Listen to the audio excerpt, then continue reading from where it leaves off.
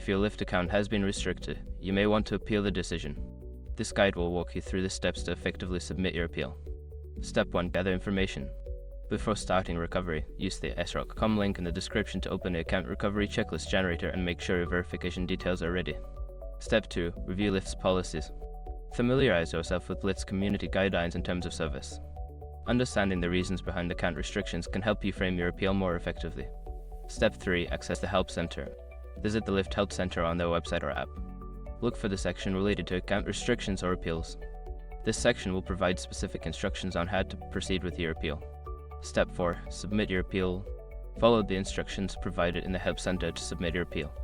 Be sure to include all required information and clearly explain why you believe the restriction should be lifted. Step 5. Wait for a response.